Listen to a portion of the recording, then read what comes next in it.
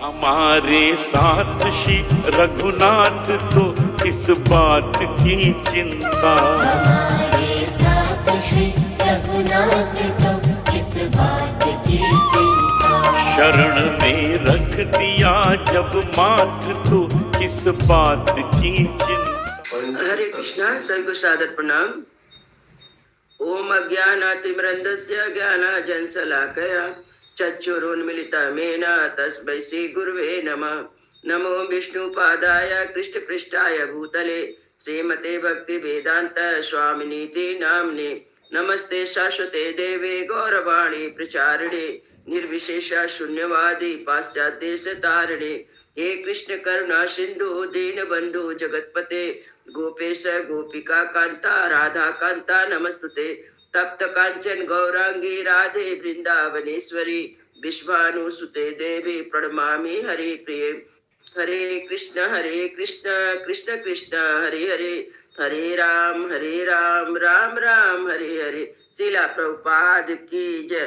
रामं लक्ष्मण पूर्वजं रघुवरं सीतापति सुंदरम काकुत्स्थं करुणामयं गुणनिधिं विप्रप्रियं धार्मिकं राजेन्द्रं सत्यसन्धं दशरथतनयं श्यामलं शान्तमूर्ति वन्दे लोकाभिरामं रघुकुलतिलकं राघवं रावणारिं।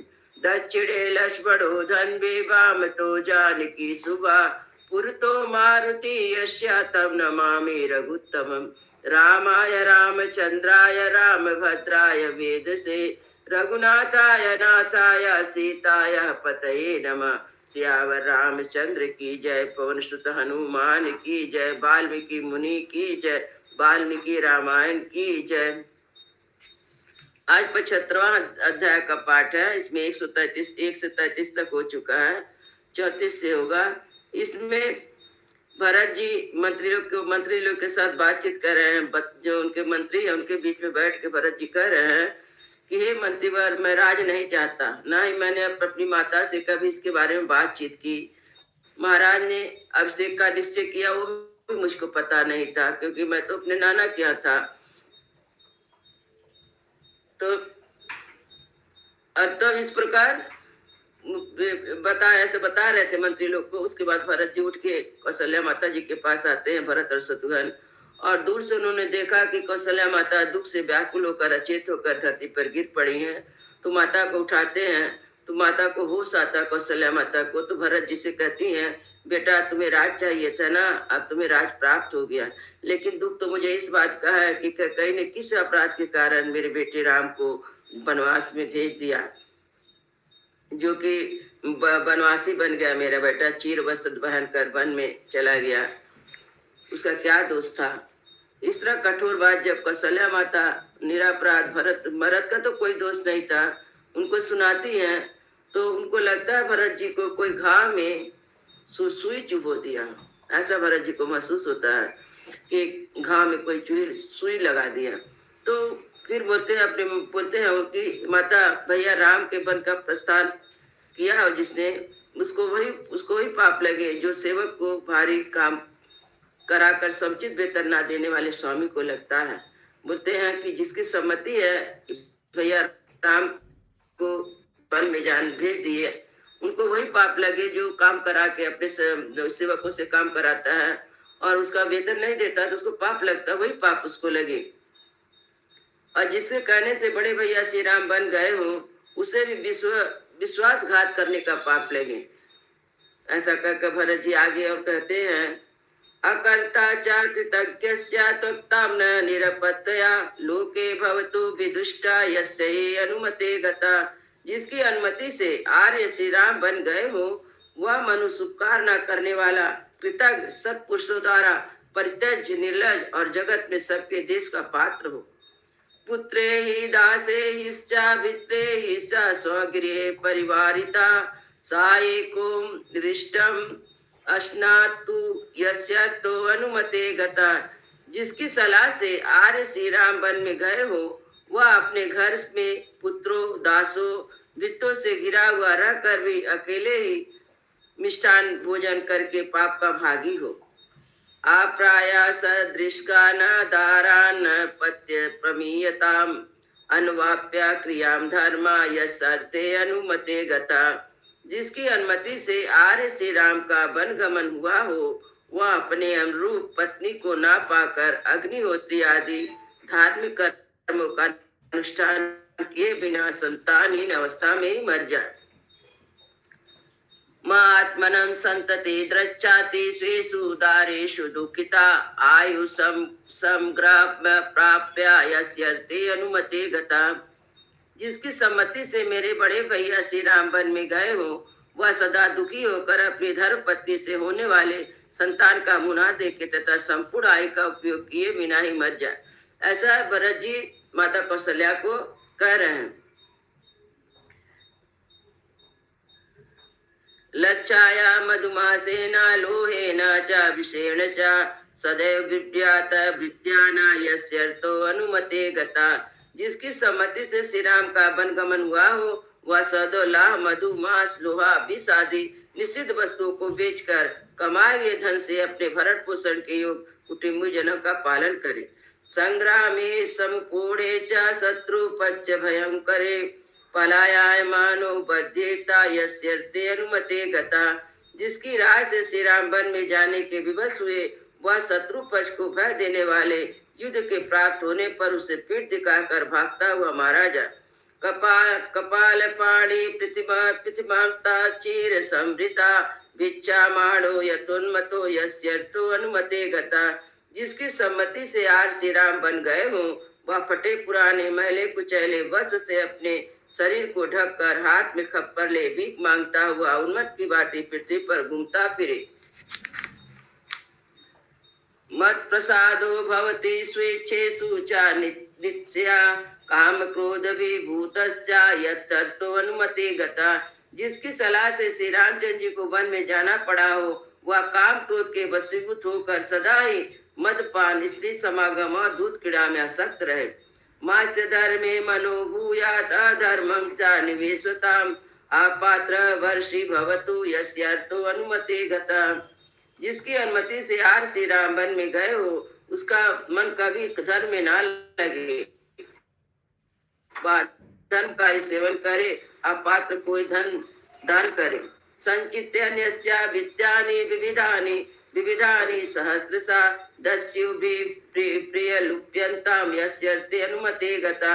जिसकी सलाह से आर श्री राम वन का गमन हुआ, वो उसके द्वारा सहस्त्रों की संख्या में संचित किए गए नाना प्रकार के धन वैभव को लुटेरे लूट ले जाए। उभे संते शयानस्या यत् पापम परिकल्पते तत्पापम भवते तस्या यथर्थो अनुमते गता। यद्यग्निदायके पापम यत् पापम गुरुतल्पगे मित्र दोहे च यत् पापम तत्पापम प्रतिपद्यताम। जिसके कहने से भैया श्री राम को वन में भेजा गया हो, उसे वही पाप लगे जो दोनों संध्याओं के समय सोए हुए पुरुष को प्राप्त होता है। आग लगने वाले मनुष्य को जो पाप लगता है, गुरु पत्नी गामी को जिस पाप की प्राप्ति होती है, मित्र दोह करने से जो पाप प्राप्त होता वही पाप उसे भी लगे। देवाताना पिताणाम च मात पितृ तथैव च मासाकर्षित सासुसाम यस्यर्थो अनुमते गता। जिसकी सम्मति से आज श्री राम को वन में जाना पड़ा है, वो देवताओं पितरों और माता पिता की सेवा कभी ना करे। सताम लोका सताम कीर्त्या संजुता च कर्मणास्तथा भ्रस्यन्तो क्षिप्रमस्देवा यस्यन्तो अनुमते गता। जिसकी अनुमति से विवश होकर भैया श्री राम ने वन में पदार्पण किया है, वह पापी आज ही सत्पुरुषों के लोकों से, सत्पुरुषों के कीर्ति से असत्पुरुषों द्वारा सेवित कर्म शीघ्र भ्रष्ट हो जाए। आपास्या मातु शोषणम अनर्थे स्वतिष्ठताम दीर्घ बाहु महावच्चा यस्यर्थो अनुमते गता। जिसकी सम्मति से बड़ी बड़ी बाहें और विशाल बच्च वाले आज श्री राम वन में जाना पड़ा, वह माता की सेवा छोड़कर अनर्थ के पथ में स्थित रहे। बहुवित्तो दरिद्रस्या जल रोग समन्विता समाया सत्तम क्लेशम यस्यर्थे अनुमते गता। जिसकी सलाह से श्री राम का वन गमन हुआ है, वह दरिद्र हो, जिसके यहाँ भरण पोषण पाने के योग पुत्र आदि की संख्या बहुत अधिक हो, वह जोर रोग से पीड़ित होकर सदा क्लेश भुगता रहे।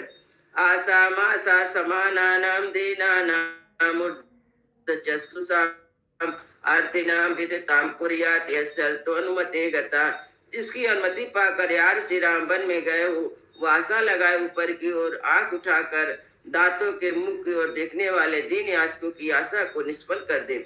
माययारम ताम नित्याम रुषा पिष्णु असुचो राज्ञो भीत स्वधर्मात्मा यस्य त्वनुमते गता। जिसके कहने से भैया श्री राम ने वन का प्रस्थान किया हो, वह पापात्मा पुरुष चुगला अपवित्र तथा राजा से भयभीत होकर सदा छल कपट में रचा पचा रहे। सुनातम सती भत्याम ऋतु कालम नुरोदिनीम अति वर्तते दुष्टात्मा यस्य अनुमते गता। जिसके परामर्श से यार का वनगमन हुआ है, वह दुष्टात्मा ऋतु स्नान काल प्राप्त होने के कारण अपने पास आई हुई सती साध्वी ऋतु स्नाता पत्नी को ठुकरा दे। विप्रलुप्त प्रजातस्या सुकृतम ब्राह्मणस्यता तदेतत् प्रतिपद्ये यस्यन्ते अनुमते गता। जिसकी सहाय से मेरे बड़े भाई को वन में जाना पड़ा हो, उसको वही पाप लगे जो अन्न आदि का दान न करने वाले स्त्री से देश रखने के कारण नष्ट हुए संतान वाले ब्राह्मण को प्राप्त होता है। ब्राह्मणोद्योज्यतां पूजां भियन्तु कलुषेन्द्रिया बालवत्सां च गावं दुग्धुं यस्यात्वनुमते गता। जिसकी राय से यार ने वन में पदार्पण किया हो, वह मलिन इंद्रिय वाला पुरुष ब्राह्मण के लिए की जाती पूजा में विघ्न डाल दे और छोटे बछड़े वाली गाय दुहे। धर्मतादार्थ परित्यज्या परदारा निवेशताम त्यक्तम धर्मरति मूढ़ो यस्यर्थे अनुमते गता। जिसकी आर श्री राम के वन गमन की अनुमति दी हो, वह मूढ़ धर्मपति को छोड़कर पर स्त्री का सेवन करे तथा धर्म विषय के अनुराग को त्याग दे।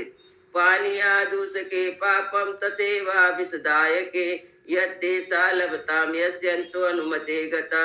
पानी को गंदा करने वाले तथा दूसरों को जहर देकर मनुष्य को जो पाप लगता है, वह सारा पाप अकेले वही प्राप्त करे जिसकी अनुमति से विवश होकर आर श्री राम को वन में जाना पड़ा। तिसार्थम सति पानी या विप्रलभ्येन योजयन यत् पापम लभते तत् यत् यास्यर्त्वनुमते गता। जिसकी सम्मति से यार का वन गमन हुआ हो, उसे वही पाप प्राप्त हो, उसे पानी पीते हुए भी प्यासे को उससे वंचित कर देने वाले मनुष्य को लगता है। भक्ता विषाद मानेषु मार्गमाश्रित्य पश्यता तेन पापेन युज्येता यस्यर्त्वनुमते गता। जिसकी अनुमति से यार श्री राम वन में गए हो, वह पाप का भागी हो, उसे परस्पर झगड़ते हुए मनुष्यों में से किसी एक के प्रति पक्षपात रखकर मार्ग में खड़ा हो, उसका झगड़ा देखने वाले कला प्रिय मनुष्य को प्राप्त होता है। एवं आश्वान्यन्येवा दुःखार्थो अनुपातः विहीना पति पुत्राभ्यम कौशल्यां पार्थिवात्मजम।